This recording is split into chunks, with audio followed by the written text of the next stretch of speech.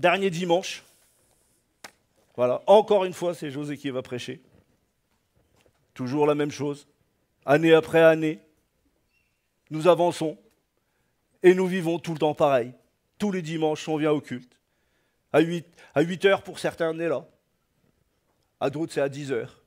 À d'autres, c'est à midi. Puis dimanche après dimanche, ça se répète. Oh, c'est monotone, non? Ah, merci Seigneur, il y a eu un an. Je voudrais simplement vous dire que le titre de ce matin du message, c'est le bilan de nos engagements, mais je ne voudrais pas faire une checklist de nos engagements, mais plutôt comprendre ce que c'est qu'un engagement ou un vœu devant l'Éternel. Vous voyez, souvent, moi, ce n'est pas la fête que je préfère, hein, je vous le dis sincèrement, je préfère 10 000 fois Noël à cette fête-là. Parce que cette fête-là, elle est particulière, et puis ça me ramène aussi à mon passé, enfin bref, c'est pas... Il n'y a rien de glorieux pour moi, en tout cas. Mais c'est une fête que j'aime aussi, parce que ça me permet de faire un point dans l'année où je m'arrête spirituellement pour réfléchir à moi-même, avant de réfléchir à l'Église, avant de réfléchir à notre frère ou à notre sœur qui s'appelle mon épouse ou mes enfants. Je réfléchis à moi-même. Je vous invite à faire de même, peut-être, et peut-être vous le faites, peut-être vous ne le faites pas, mais posez devant Dieu un temps pour se dire, bon, voilà, j'en suis là en ce moment. Il y a encore un peu de temps à marcher avec toi. Seul lui sait combien de temps on va marcher. On a vu des gens partir dans la gloire de Dieu assez jeunes, d'autres plus vieux. Ça, c'est Dieu. Ça appartient à Dieu. Mais tant que je suis sur cette terre, je me dois, quelque part, après ce que je viens de vous faire comme sainte scène, un peu bousculante, après un engagement pareil, de me dire, mais si je me suis engagé de bonne conscience, alors le premier de mes engagements, c'est de temps en temps de me poser pour savoir si je suis vraiment dans les voies du Seigneur, si vraiment je continue à écouter sa voix, à obéir à ce qu'il veut pour ma vie, etc., etc. On va le voir ensemble. Mais le gros problème de nos temps de réflexion sur nous-mêmes, c'est que souvent dans un temps d'onction, dans un temps, parce que Dieu nous a fait avec des émotions et aussi des sentiments, on le ressent, le Seigneur, dans nos cœurs, non? Quand vous priez, quand vous louez Dieu, quand il y a des moments forts avec l'Esprit. Et souvent, quand on pose un bilan avec le Seigneur, c'est toujours un peu le même cursus. On s'humilie souvent, parce qu'il y a des choses qui n'ont pas été à la gloire de Dieu. Et puis Dieu vient par sa douce présence nous réconforter. Et puis, tout d'un coup, on est au bras. Ah, il y a l'huile de Dieu qui coule là. On est dans sa présence, on est bien. Et tout d'un coup, on se sent un feu. Et on déclare des vœux à l'Éternel. Seigneur, cette année, je vais faire ci. Seigneur, je vais être comme ça. Et puis, tu vas m'aider à ci et à ça. Et au bout d'une semaine bleue. Alors, lisons ce qu'on dit la parole de Dieu. D'accord? Deutéronome 23, versets 21 à 23. Oh, mais c'est pas dans le Nouveau Testament. Mais c'est dans la Bible, non? Si tu fais un vœu à l'Éternel, ton Dieu, tu ne tarderas point à l'accomplir. Car l'Éternel, ton Dieu, t'en demanderait des comptes et tu te chargerais d'un péché. Si tu t'abstiens de faire un vœu, tu ne commettras pas un péché. Mais tu observeras et tu accompliras ce qui sortira de tes lèvres. Par conséquent, les vœux que tu feras volontairement à l'Éternel, ton Dieu, et que ta bouche aura prononcés. Amen. Quand on dit qu'il faut faire attention à nos paroles, ce n'est pas faire attention en ayant peur. Mais quand on déclare quelque chose devant le trône de Dieu et que réellement la présence de Dieu est là, alors que tu l'as dit au Seigneur. Et la première chose que tu as dit au Seigneur, Seigneur, je te donne ma vie. Ça, c'est un vœu qui a été dit au Seigneur. Heureusement qu'on a le sang du Seigneur Jésus. Parce que si on en reste à ça, ça devient compliqué. La fin d'année, souvent, on le sait, elle est souvent ce temps où on se pose, je viens de le dire. Mais on se pose pour quoi faire, en fait? On se pose, est-ce que ça aussi, ça peut devenir une espèce de rengaine? Tous les ans, on se pose devant Dieu, bon, l'année dernière, il y a eu ça de bien, ça de pas bien, tac, tac, tac, on prie, hop, on repart. Craignez l'Éternel, frères et sœurs, craignons l'Éternel. À un moment donné, si ça fait 10 ans que tu poses les mêmes choses, peut-être Dieu veut te parler. Peut-être Dieu veut me parler en me disant, mais c'est pas juste s'arrêter. Mets-toi en action. Si tu as dit quelque chose au Seigneur, fais-le. Fais-le. Tout du moins dans ce qui te concerne. Ah, évidemment, si tu as dit au Seigneur, je vais prêcher à la place du pasteur dimanche matin, c'est sûr que ça ne te concerne pas, puisque ce n'est pas toi qui as la possibilité d'avoir l'autorité là-dessus. Mais par contre, si tu as dit à Dieu, je m'engage à lire la parole, par exemple, un peu plus cette année, et que ça en est resté qu'à un tout petit peu, comme ça, vite fait, avant de dormir, et puis que c'est un beau livre pour s'endormir, eh bien, ce que tu as dit en début d'année, il faudra peut-être demander pardon à Dieu tout à l'heure à l'appel, hein, et dire au Seigneur, pardon de m'être engagé trop vite, et aide-moi plutôt à lire ma parole. C'est peut-être mieux comme prière, je trouve. Vous voyez, des fois, on est tellement dans le feu du Seigneur qu'on pose des choses comme ça. On les pose, et on croit qu'on est capable de les accomplir. Sauf que tu es incapable de les accomplir. Et moi aussi. Parce qu'il y a des choses, s'il n'y a pas l'Esprit de Dieu qui nous porte, tu ne fais rien. Amen. Tu ne fais rien. Ne serait-ce que de prier. Quand Jésus dit prier sans cesse, si on n'est pas renouvelé par son Esprit, mais vous croyez sincèrement qu'on peut tenir dans la prière? Moi, j'ai connu des gens, et je vous donne un témoignage profond, j'ai connu des gens investis dans des religions de toutes sortes. Il y en a une notamment où ils prennent du temps, hein, énormément de temps, tous les jours, et des rendez-vous journaliers dans la journée. Pour autant, quand vous les connaissez profondément, vous savez qu'il n'y a pas l'esprit de vie. C'est juste des mots répétitifs. Juste, ils se donnent bonne conscience. Mais pas envers Dieu, envers eux-mêmes. Parce que si tu veux te donner bonne conscience envers Dieu, eh bien tu reconnais dans ton bilan qu'il y a bien des choses encore à régler. Et que ce ne sera jamais fini jusqu'à la fin. Parce que nous sommes des hommes et des femmes. Tout aussi faibles que nous sommes, Dieu nous rend forts. Et ce bilan doit être clair et net avec le Seigneur, par contre. Parce que c'est justement le problème de tout enfant de Dieu que nous sommes tous, c'est que des fois on se croit arrivé. On se croit arrivé. Mais reprenons les exemples qui sont dans la parole. Tous les apôtres qui ont été voir Jésus, au moment de sa crucifixion, ont dû abdiquer sur le fait qu'ils étaient capables de quoi que ce soit. Alors bien sûr qu'on prend notre ami l'apôtre Pierre parce qu'il est le plus parlant. Mais les autres, ils n'étaient pas là non plus, hein, à part Jean, qui était au pied de la croix. Et encore, je crois que c'est Dieu qui lui a donné la force d'être là. Parce qu'il pensait aussi à sa maman, notre ami Jésus, notre Sauveur. La fin d'année. Alors, est-ce que je peux vous donner un verset pour qu'on comprenne comment on peut faire pour réussir à avoir la victoire sur les engagements qu'on prend? Pour réussir à aller au bout de nos engagements. Vous voulez un verset? Ah ouais? Moi, je suis content que vous le vouliez. Prenez avec moi, Galates 5, 24. Galates 5, 24. Ceux qui sont à Jésus. Y a-t-il quelqu'un à Jésus ici ce matin? Ceux qui sont à Jésus, Christ, ont crucifié la chair avec ses passions et ses désirs.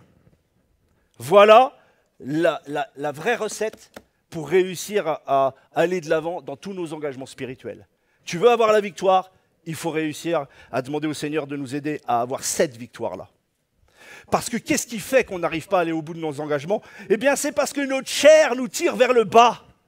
Dès le moment où on s'engage, la première des choses qui arrivent, ce sont des pensées de la part de l'ennemi. Ce sont des épreuves pour que Dieu voit que dans la foi, tu tiens le coup. Mais pour crucifier ta chair, si tu n'as pas d'épreuve, tu ne la crucifieras jamais. Frères et sœurs, je ne dis pas ça avec un sourire en me disant « ils vont avoir des galères » parce que je fais partie des brebis du Seigneur. Est-ce que vous croyez qu'on a envie tous de souffrir? Ben non. Mais pour autant, ce sont dans ces souffrances que nous apprenons à grandir dans la foi. Et quand on pose le bilan, bah des fois, je le dis pour moi, hein, mais j'ai envie de rougir des fois. J'ai appris à ne plus m'engager trop vite, par contre. Ça, au bout de 30 ans de conversion, on sait que les prières sont plus les mêmes qu'avant. Hein. On sait très bien qu'on s'est des fois tellement ramassé qu'on s'est dit, bon, on va y aller tranquille. Non pas que je ne m'engage pas, mais on demande ou que vous ne vous engagiez pas pour certains, mais qu'on demande la force à Dieu de le faire avec nous. Sinon, vous arriverez à rien. Vous êtes peut-être en train de vous dire, mais là, en train de nous mettre plus bas que terre. Non, non, non. Je ne vous parle pas de notre personne, de notre identité. Je vous parle de notre comportement devant Dieu, de notre éthique devant Dieu, de notre marche avec Dieu dans la sanctification. Vous croyez réellement, et on croit réellement qu'on peut le faire sans lui? Sérieusement, on ne peut pas. C'est impossible. C'est impossible. Sinon Jésus ne serait pas venu. Si c'était possible, pourquoi Christ aurait fini sur cette croix? Jésus a dû venir pour ça. Il a payé cher. Alors je te pose la question, premier bilan qu'on peut se faire, c'est Seigneur, qu'est-ce que je vais prier? Je ne sais pas, pour certains, peut-être vous allez prier au moment où on va passer l'année. Peut-être vous êtes dans une réflexion et tout. Mais quels sont les domaines où je dois m'engager? Est-ce que ce verset dans Deutéronome nous dit de ne pas nous engager? Bien au contraire, parce que t'engager est une offrande pour Dieu. Il est marqué au verset 23, mais tu observeras et tu accompliras ce qui sortira de tes lèvres. Autrement dit, il doit sortir des choses de tes lèvres en engagement. Si je ne m'engage pas avec Dieu, si je ne fais jamais rien, quand je fais faire, c'est pas sortez de l'idée du ménage ou de ceci ou de cela, hein, ou de faire quelque chose dont on voyait faire dans l'œuvre de Dieu, ce que Dieu nous demande, lui, à moi, à toi. Si je ne m'engage pas à faire des choses, vous croyez sincèrement que Dieu va télécommander tout dans votre vie? Comment il peut voir que vous l'aimez? Comment il peut voir que je l'aime si je ne m'engage pas, moi, en lui disant je vais faire ci ou je vais faire ça pour toi, Seigneur? Comment vous voulez qu'il voie vos cœurs? Je crois au don de l'Esprit, mais je ne crois pas à que le Saint-Esprit nous télécommande. Tu feras ci, tu feras ça, ta place ici, c'est comme ça, et puis ta maison sera là, et puis tu seras béni là. Ça, pardon, c'est de la divination. Autant aller voir un voyant, hein. Mais un engagement tenu, c'est Seigneur, là réellement, j'ai prié. Oui, tu ne m'appelles pas à ça, je le sais, voilà. On le sent hein, quand le Seigneur nous parle. Et tout d'un coup, le Seigneur me dit, mais lève-toi dans le domaine de l'évangélisation. Je prends n'importe lequel. Hein. Ce n'est pas une parole de Dieu pour qui que ce soit. Je prends n'importe lequel. Je me lève. Je suis plein de feu. J'ouvre la porte. J'y vais ou j'y vais pas? Je parle ou je parle pas? Pourtant, dans ta chambre, tu t'es engagé. Dans la présence de Dieu, tout d'un coup, il t'a dit, il faut le faire, vas-y. Mais une fois que j'ouvre la porte, arrive le combat. Et tout d'un coup, plus rien. Donc on arrive à la fin de l'année, on est là, on est triste devant Dieu, Seigneur, encore une année où je suis passé à côté de ce que tu m'as demandé. Frères et sœurs, pourquoi je vous parle de ça? Parce que je l'ai tellement vécu. Je l'ai tellement vécu. Considérons ce que nous disons à Dieu.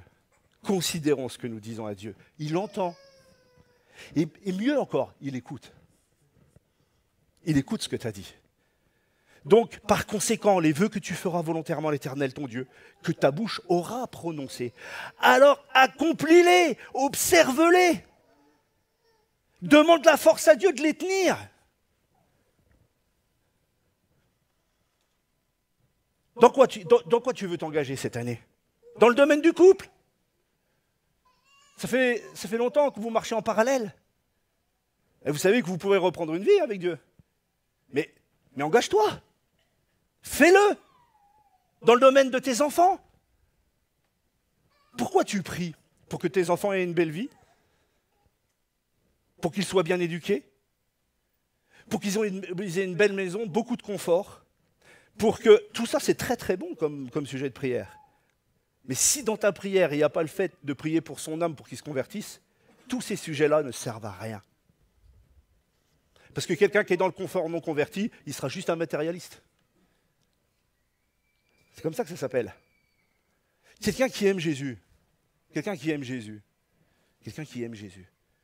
bien, ses enfants, ils voient leur éternité. Quand je regarde un gamin, même s'il a 3 mois, je pense déjà à son éternité. Tous les jours, je prie pour son âme. Je suis son père. Si ce n'est pas moi qui le fais, qui va le faire? Engage-toi dans ce combat-là. T'en veux d'autres des domaines? Je vais t'en donner des domaines, moi. L'avancement de l'œuvre du Seigneur, est-ce que ça compte pour toi? Non, mais parce qu'il y a ceux qui sont nés de nouveau ici, dans ce lieu. Peut-être même il y a ceux qui ne sont pas nés de nouveau. Et toi, la première des choses que tu dois faire, c'est t'engager avec Dieu. Si tu ne t'engages pas avec Dieu, quand on se retrouvera là-haut, il y aura un vrai souci. Parce que tu ne seras pas avec nous. C'est bien de venir sur une chaise et puis de tourner tous les dimanches. Mais ton engagement avec lui, il est où? Mon frère, ma sœur, il est important de réfléchir à ton âme. Et arrête, mets ton cerveau de côté, mais mets ton cœur devant Dieu. Et le bilan ce matin, c'est que nous soyons tous sauvés. Ça, c'est un vrai bilan de positif. Amen. Alors, vas-y, engage-toi, qui disait. Hein, pour ceux qui ont lu les astérisques. X. Engagez-vous. Mais engagez-vous en tenant vos engagements. Je me dois de tenir mes engagements. C'est pas un jeu. On est là, on sourit, on vient au culte. Engage-toi à écouter la parole de Dieu attentivement. Au lieu d'être là à te moquer, au lieu d'être là en train de regarder ton portable, au lieu d'être là en train de regarder ta Bible, parce que ta petite exhortation que toi tu es en train de faire, elle est plus importante que ce que l'autre il est en train de prêcher. Engage-toi et comment vous préparez vos cultes par exemple? Est-ce que vous avez fait cet engagement un jour? Vous savez comment, quand je suis arrivé ici, je me suis dit, mais moi en fait je ne préparais jamais bien mes cultes. Parce que je ne laissais pas la place. J'ai réalisé que je ne laissais pas la place aux serviteurs de Dieu qui prêchaient d'entendre la voix de l'Esprit derrière lui. J'étais tout le temps en train de me dire, oh c'est lui ce matin. Et puis pire, j'étais dans une église où c'était tout le temps le même pasteur qui prêchait. Vous vous rendez compte? Oh, quelle torture! Eh ben non. Si réellement j'aurais écouté la parole comme il fallait, c'est la voix de l'Esprit derrière que j'aurais entendu. Parce que Dieu a toujours quelque chose à te dire. Mais non, nous sommes des hommes. Enfin, je suis un homme. Et trop d'années, j'ai réfléchi la parole comme ça. Et l'autre, il a de l'onction, et l'autre, il n'en a pas. Et la parole de Dieu, elle n'en a pas de l'onction, elle? Elle ne parle pas, elle ne dit pas ce qu'elle a à dire? Il y a besoin que ce soit un homme exceptionnel qui vous apporte la parole de Dieu? Moi, je suis nul, hein, je ne suis pas exceptionnel. Et beaucoup d'hommes de Dieu, eh bien, s'ils sont des vrais hommes de Dieu, doivent reconnaître qu'ils ne sont rien. On n'est rien. Il est tout. Il est tout. Et dans le bilan de nos engagements, c'est d'apprendre à s'effacer au maximum. Qu'a dit Jean-Baptiste à Christ? Il faut que je m'efface afin que tu croisses. Plus ta chair s'efface, plus Christ grandira en toi. Ça, c'est un engagement à prendre avec Jésus. Effaçons-nous. Engageons-nous, effaçons-nous. Oh là là, qu'est-ce que c'est dur comme vie être chrétien. Bah non, non. Parce que vous savez quoi? Si on fait un vœu de l'Éternel inconsidéré et qu'on ne l'accomplit pas, on pêche.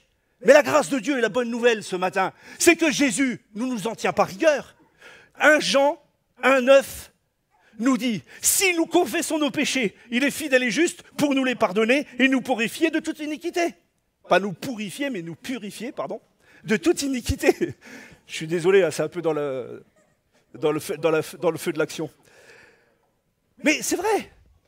Nous, on prend des passages pour prêcher, pour sortir quelque chose que Dieu nous a donné sur le moment. Mais derrière, la voix de Dieu, c'est une voix d'amour. Et parce qu'on s'est mal engagé, c'est pas grave. La pire des réflexions, c'est de se dire, je vais plus à l'église. Oh, puis là, maintenant, c'est fini, je lirai plus ma parole, je prierai plus, ça sert à rien. C'est la pire des choses. C'est la pire des choses. Tu te coupes de l'épouse, tu te coupes du moyen de communication avec Dieu. Comment tu veux qu'après il te parle? Il ne peut pas te parler. Allez, j'arrête de lire la Bible, c'est trop raide. Je me suis engagé l'année dernière, mais j'y arrive pas. Bon, de toute façon, Dieu est grâce, n'est-ce pas? Il est amour. Demandons pardon à Dieu avec nos réflexions dans notre tête, dans notre intelligence. Mais revenons vraiment au cœur du Seigneur. Le cœur du Seigneur, c'est que toute âme doit être sauvée. Il est venu pour ça. Le cœur de Dieu, c'est de vous avoir chacun en individuel devant son trône, comme étant son enfant qu'il prend dans ses bras. Parce qu'il le fait. Parce qu'il le fait. Alors, un Dieu si grand, quand on s'engage avec, on considère l'engagement qu'on a fait. La parole nous dit comment et dans quel état d'esprit il faut s'engager. Il nous le dit clairement. Colossiens 3,17. Et quoi que vous fassiez en parole ou en œuvre, faites tout au nom du Seigneur Jésus, en rendant par lui des actions de grâce à Dieu le Père. Quand vous vous engagez dans quelque chose avec Jésus, enlevez de votre tête que vous engagez pour un endroit ou pour un homme. Vous engagez pour qui? Faites tout au nom du Seigneur Jésus. Je m'engage ici, je le fais au nom du Seigneur Jésus. Je m'engage là-bas, je le fais au nom du Seigneur Jésus. Je m'engage dans mon travail à être un témoin, je le fais au nom du Seigneur Jésus. Je m'engage à aller plus loin dans les engagements. Je m'engage. Mais tout au nom du Seigneur Jésus. Si tu fais quoi que ce soit, pas au nom du Seigneur Jésus, mais réellement pour autre chose, alors tu peux faire les plus grandes choses du monde, ça n'aura pas de valeur au ciel.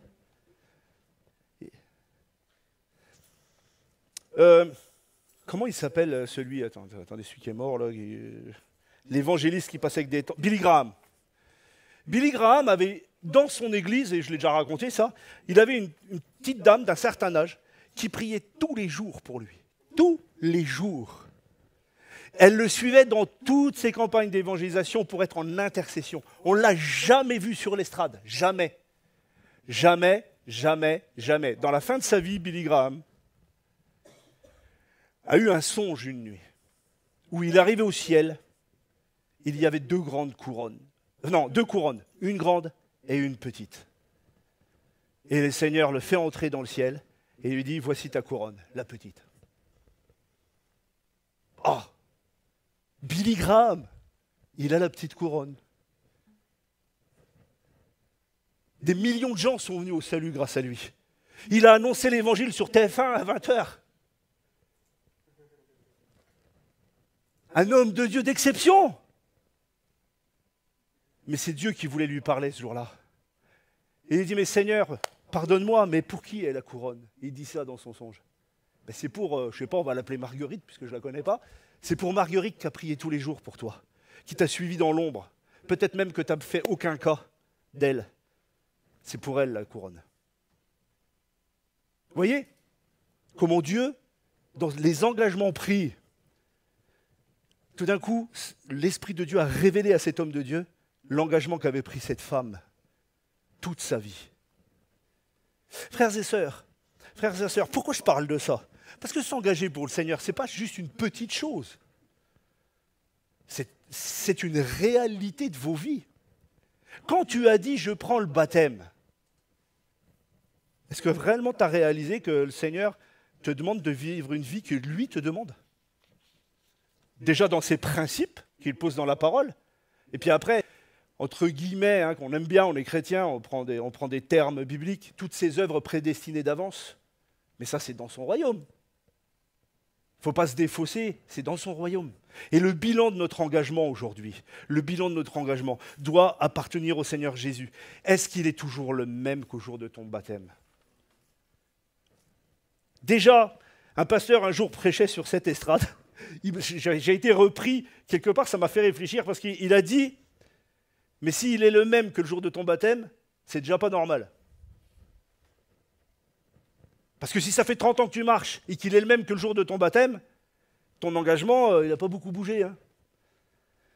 Nous devons marcher de gloire en gloire, de victoire en victoire. Pourquoi nous devons? Parce que Dieu nous le permet. Pas parce qu'on va s'efforcer, mais parce qu'on gagne une victoire après l'autre avec la grâce de Dieu. Et avec la grâce de Dieu, on grandit dans la foi. Et aujourd'hui, si tu pries 1 heure, ça te paraît 5 minutes, rappelle-toi comment c'était dur au début. Non? À part les super prieurs qui tout de suite ont réussi. Mais s'engager avec Jésus-Christ, que ce soit, peut-être tu dois encore t'engager dans le baptême. Tu as compris que tu es pardonné par le Seigneur. Tu as compris qu'il a donné sa vie pour toi. Tu as demandé pardon pour ta vie passée. Tu lui as donné ta vie. Qu'est-ce que tu attends? Je ne te culpabilise pas. Mais tu attends quoi? Celui qui sera... Qu'est-ce qui est marqué? Puis il leur dit, allez par tout le monde et prêchez la bonne nouvelle à toute la création. Celui qui croira, c'est ce que je viens de vous démontrer, et qui sera baptisé sera sauvé. C'est la première obéissance. Ah, vas-y, t'as rien à perdre, t'as tout à gagner. On se dit toujours, oh, voilà, c'est un engagement après. Pourquoi? Avant, t'es sauvé, mais t'as le droit de faire ce que tu veux dans ta vie. Elle n'est pas logique. C'est pas logique. Si donc tu es à Dieu, alors fais ce que Dieu te demande. Si Dieu te demande de te baptiser, mais vas-y, moi j'avais rien pigé, moi. Je veux dire, je fumais encore quand j'ai été baptisé. J'avais rien compris. J'avais compris qu'une chose. C'est que j'avais mis mes genoux au sol et que le Seigneur avait pardonné ma vie, que j'étais sauvé. Voilà. J'avais compris ça. Il n'y avait pas de préparation au baptême et tout le bazar. J'étais voir le pasteur et il m'a dit, écoute, tu prends tous les passages et tu regardes. Et tu reviens.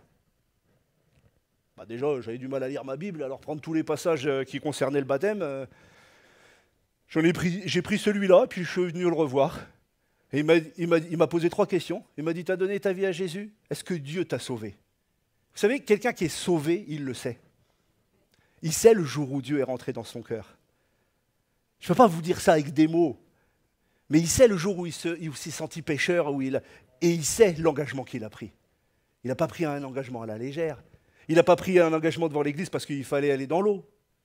À ce compte-là, je vais à la piscine.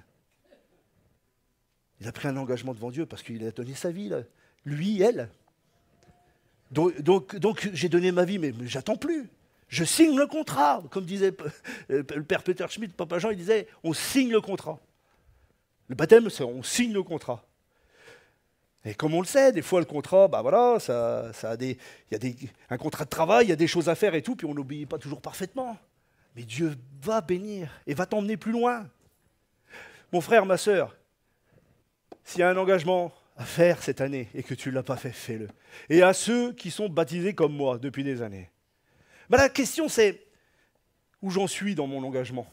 Cet engagement du premier jour. Qu'est-ce que j'en ai fait de ma vie, etc. Vous savez, ce matin, je réfléchissais à « Moi et ma maison, nous servirons l'Éternel ». Vous connaissez? Qui a dit ça? Josué. Josué a dit ça. Il pouvait engager sa maison. Mais moi, je ne peux pas aujourd'hui.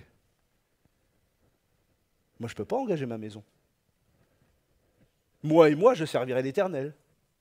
Mais ma maison, je ne peux pas l'engager. Je vais vous expliquer pourquoi.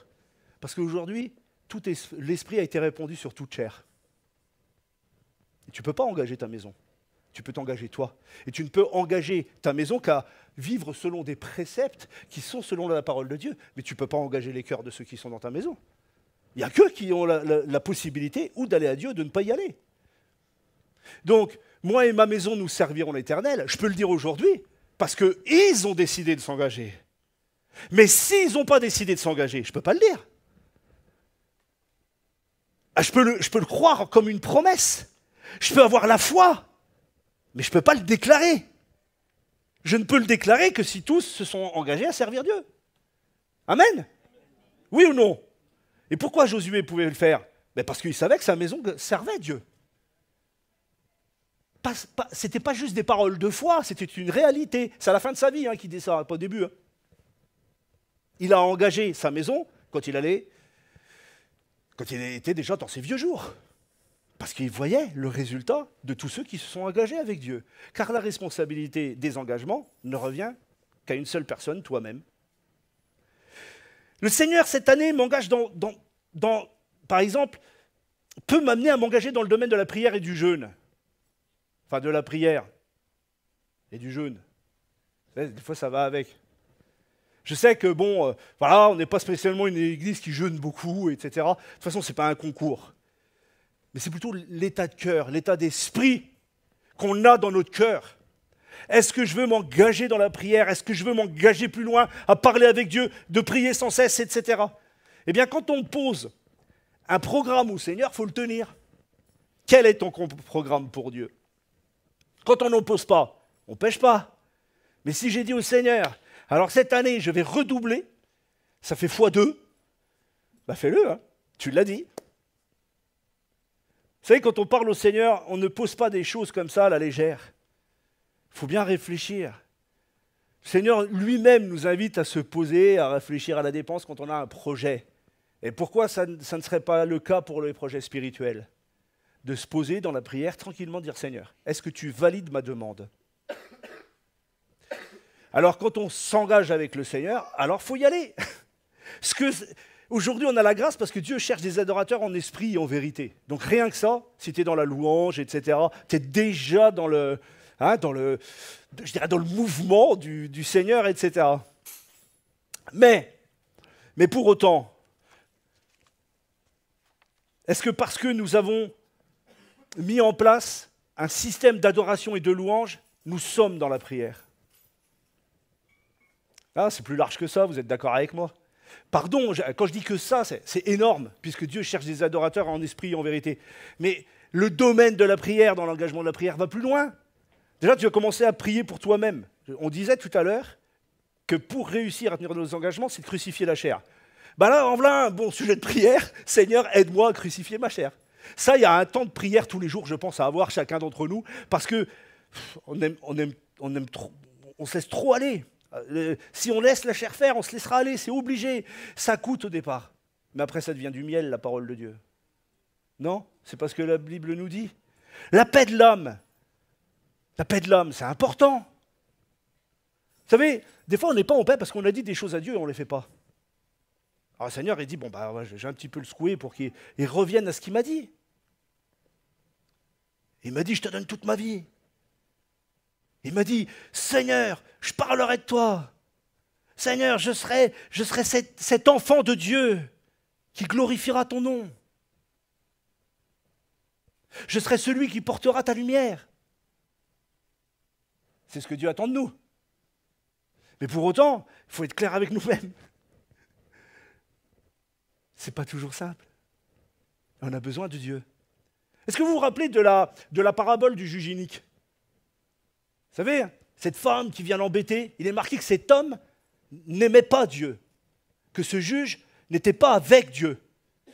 Mais que cette femme lui venait parce que par son autorité, alors elle voulait qu'on lui rende et qu'on lui fasse justice. Eh bien, quand il commence cette parabole, Jésus dit dans Luc 18:1, il dit « Jésus leur adressa une parabole pour montrer qu'il faut toujours prier et ne point se relâcher. » Alors, Jésus nous dit il faut toujours prier et ne point se relâcher.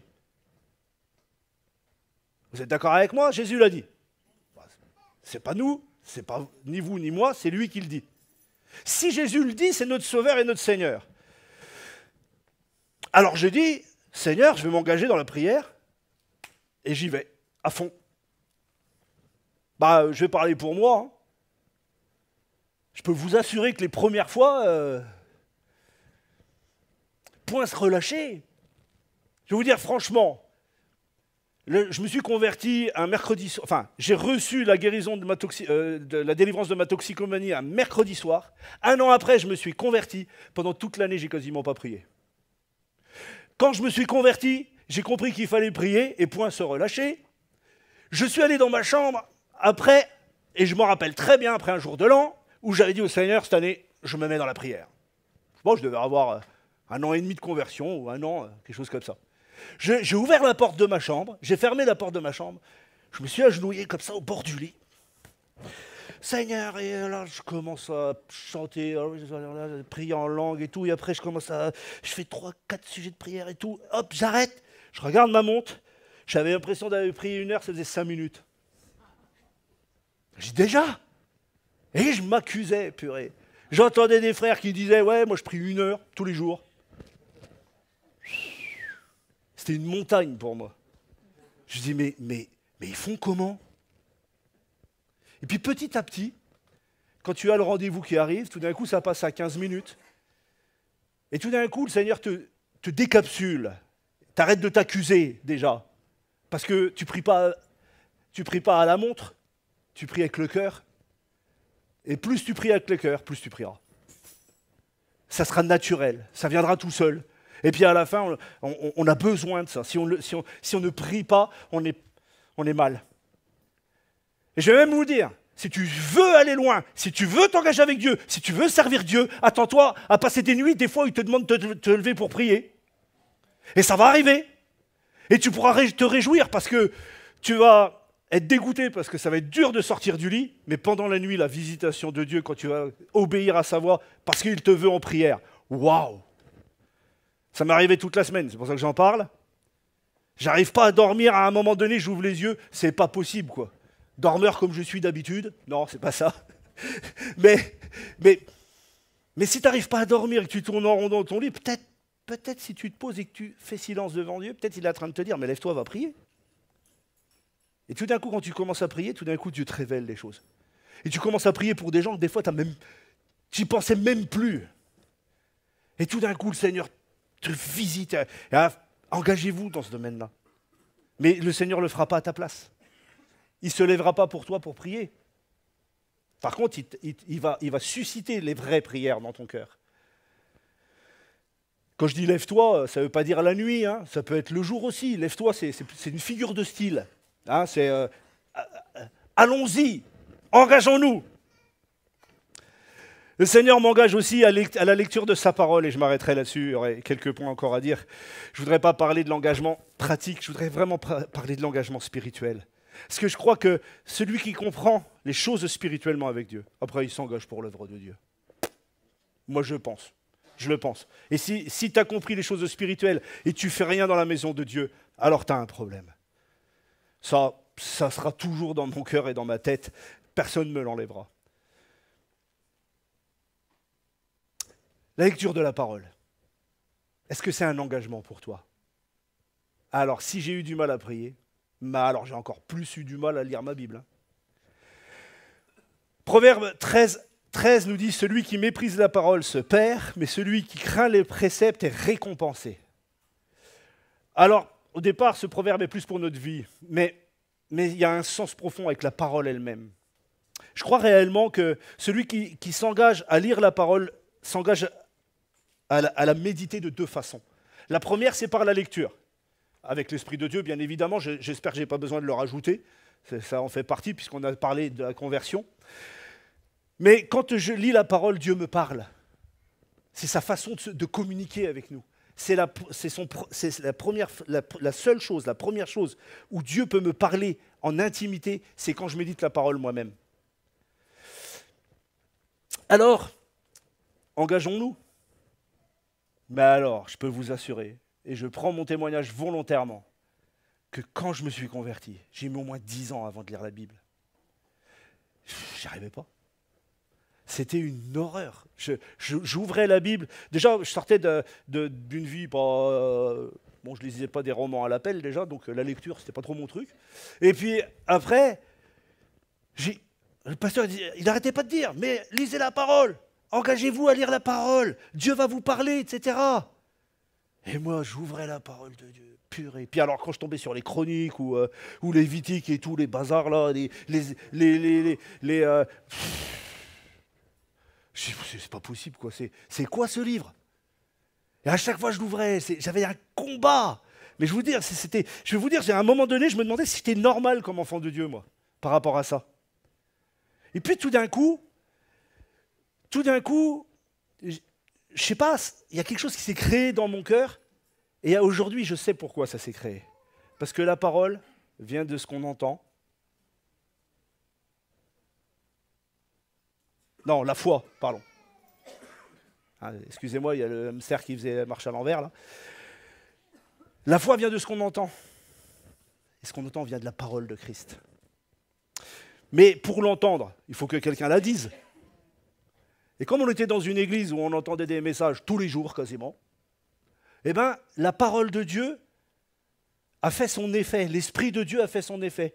Et je peux vous assurer, j'étais capable de sortir des passages de la Bible juste parce que j'écoutais les prédications. Je les écoutais, je ne les entendais pas, ce n'était pas du bruit, je les écoutais. Et ça a créé en moi le fait d'intégrer les versets, etc. Et petit à petit, après j'ai commencé à lire la Bible. Je me suis dit, en fait, ce n'est pas un livre inintéressant. Au bout de 10 ans, il était temps quand même. Et là, petit à petit, alors Dieu a travaillé mon cœur. Et petit à petit, bon, franchement, si je commence une étude, vous savez, ceux qui étudient la Bible le savent.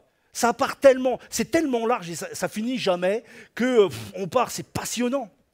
C'est passionnant. Vous savez, il n'y a pas que les généalogies dans la Bible. Hein. lis déjà les évangiles, les actes. Regarde qui est Christ. Après, les épîtres, pour savoir comment vivre ta foi. Regarde ce que disent les prophètes. Regarde les histoires dans la Bible. Regarde tout ce que... Déjà, quand tu auras fait tout le tour, tu pourras commencer à être un généalogiste et à chercher, alors l'autre est là, l'autre est là. Ça vient après. Je peux t'assurer que tu y trouves de la joie aussi. Dans les chroniques, on trouve de la joie. Vous savez pourquoi? Parce qu'on y trouve Jésus. Engagez-vous à trouver Christ dans la parole et vous verrez qu'elle sera beaucoup plus digeste. Amen. Romains 10, versets 16 et 17 nous dit « Mais tous n'ont pas obéi à la bonne nouvelle.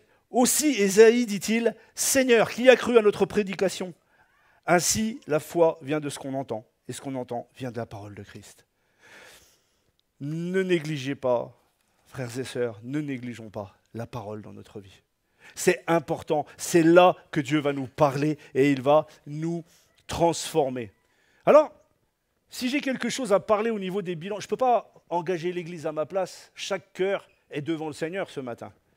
Mais si au moins tu t'engages ou tu te réengages par rapport au fait d'être un enfant de Dieu, par exemple à travers le baptême. Je rappelle qu'il y a des inscriptions, je vais demander au groupe de louanges de monter en même temps. Je rappelle qu'il y a des inscriptions au baptême pour ceux qui le veulent, c'est Lucas qui prend les inscriptions. Pour la préparation au baptême, pour ceux qui seraient intéressés, ça ne t'oblige pas à la prendre, mais au moins voilà, tu auras fait le tour. Mais s'engager avec Jésus, c'est toute notre vie. Non? Ou est-ce que il n'y a pas de CDD avec Christ. Tu ne peux pas t'engager 5 ans. Tu t'engages toute ta vie. Quand tu donnes ta vie, tu donnes ta vie. Donc l'engagement, c'est un CDI éternel. Tu rajoutes le E à la fin. C'est un contrat non pas à durée indéterminée, c'est un contrat à durée éternelle. Donc dès le moment où tu t'es engagé avec Jésus, c'est pour toujours. Donc le toujours, ça va déjà jusqu'à la fin de ta vie terrestre. T'en es à où? Non mais je fais un vrai appel. Je ferai un vrai appel à l'Église. T'en es à où aujourd'hui? J'en suis à où? Est-ce que je suis le même frère, la même sœur, plein de zèle que quand j'ai commencé? Quand tu pleurais pour avoir un mari, quand tu pleurais pour avoir une femme, que Dieu a répondu à ta parole, à ta prière, quand tu pleurais pour avoir des bénédictions, que Dieu a répondu, et aujourd'hui, parce qu'il y a des épreuves, tu arrêtes de marcher? C'est un engagement, quand le vent va bien, on marche, et puis quand le vent va pas bien, on ne marche plus. Peut-être faut-il demander pardon à Dieu pour ça ce matin. Après, il y a aussi cet engagement simplement de ta vie spirituelle. Est-ce que je suis encore un homme et une femme de prière? J'ai perdu le zèle là-dedans? Dieu te redonne le feu. Dieu, ce matin, et ça c'est une promesse que je te donne de la part du Seigneur, Dieu te redonne le feu si tu le veux. Il te le redonne. Ça c'est lui qui donne. Il te donne un paquet de foi, un paquet de zèle si tu le veux. Il te donne tout ce que tu veux. Prends-le. Approche-toi de Dieu. Approche-toi de Dieu. Faisons ensemble peut-être le bilan de notre vie spirituelle ce matin. Peut-être on va se lever simplement et on va prier ensemble. Je sais que ce n'est pas un message si facile à entendre parce que ça nous bouscule. On a tous plus ou moins des domaines où il faut que ça change, où je dois me réengager, m'engager. Et moi le premier. Des fois j'ai presque honte de dire ça, mais on a tellement besoin de lui. Tellement besoin de lui. Tellement besoin de toi, Seigneur. Seigneur, on a tellement besoin de toi. Oui, si nous confessons nos péchés, tu es fidèle et juste pour nous les pardonner. Oui, Seigneur, je veux croire en ta parole. Je veux croire réellement que ce matin, les engagements que j'ai pris hier prennent de l'essor et grandissent avec toi. Seigneur, je veux être dans ton esprit. Continuer, Seigneur, à m'engager, à faire mûrir l'amour, la paix, la joie, à faire mûrir la paix, la patience, à faire mûrir la bonté, à faire mûrir toutes ces choses, tous ces fruits de l'esprit que tu me donnes. Seigneur, je ne veux pas simplement les avoir là et qu'ils restent verts. Je veux m'engager dans ton champ. Je veux m'engager, Seigneur, dans ta parole. Alors à tous ceux qui ont eu peut-être un temps soit peu un moment de réflexion pendant cette parole, je vais demander quelque chose qui à un moment donné doit être une vérité. On ne prêche pas sans qu'à la fin il y ait un choix. Et je vais te donner ce choix.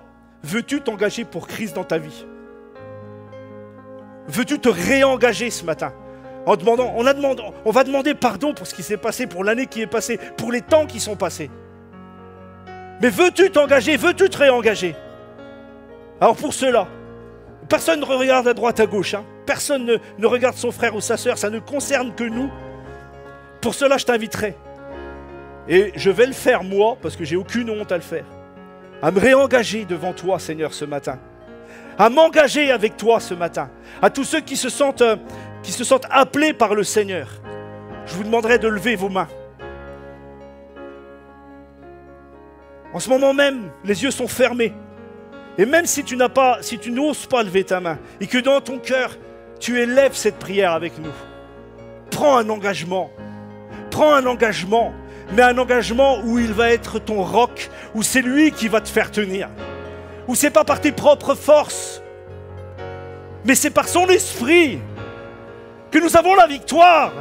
Et nous déclarons ce soir, ce matin, Seigneur, nous déclarons en ton nom, que cet engagement va durer jusqu'à ce que tu reviennes ou que tu m'emmènes dans ton royaume, dans ton ciel.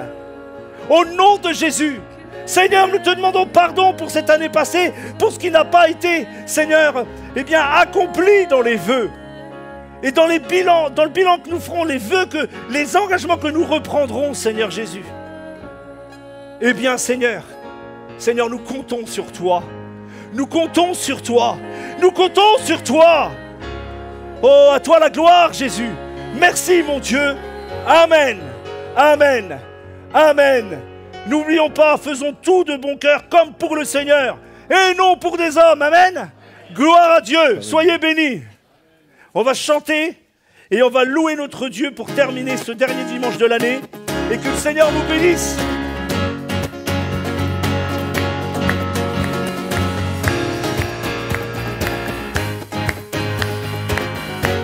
Chantons qui brise le pouvoir. Qui brise le pouvoir du mal de la mort, qui aime d'un amour si puissant, si fort. C'est le roi de gloire, il est le roi des rois. Et qui secoue la terre, qui secoue la terre par un saint tonnerre, qui nous émerveille par tant de mystère. C'est le roi de gloire, il est le roi des rois. Quelle grâce incomparable, quel amour infini, que tu aies pris ma croix, que tu sois mort pour moi. Tu as payé le prix pour qu'enfin je sois libre. Oh, oh, Jésus, je te chante pour ce que tu as fait. Et qui ramène la paix, qui ramène la paix dans la confusion, change les orphelins en fils et en filles. C'est le roi de gloire, il est le roi des rois. Qui règne sur les peuples, qui règne sur les peuples, dans la vérité, brille comme le soleil de tout son éclat. C'est le roi de gloire, il est le roi des rois. Quelle grâce incomparable,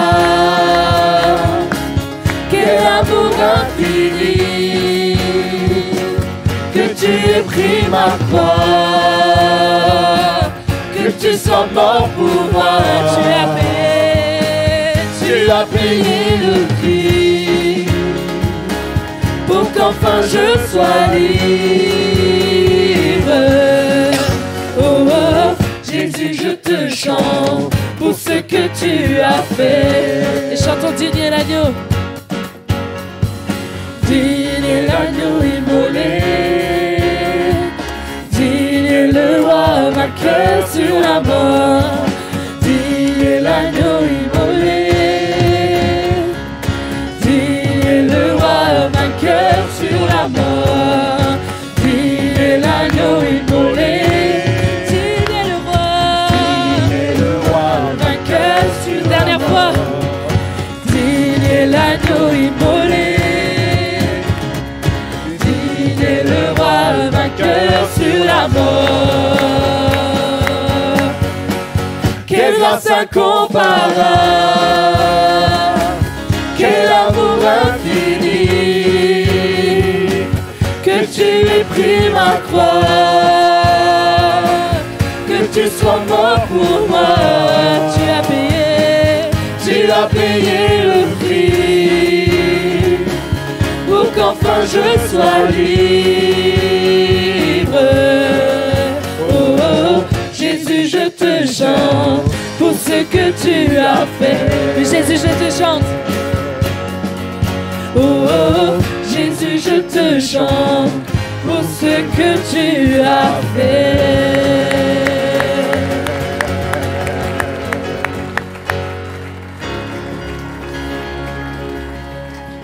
Seigneur, merci. Merci parce que tu bénis ton peuple encore ce matin. Tu raccompagnes chacun et que dans ces fêtes de fin d'année, Seigneur, chacun puisse être vraiment béni de toi, qu'il passe de bons moments encore en famille, que ton nom soit glorifié et béni. Amen.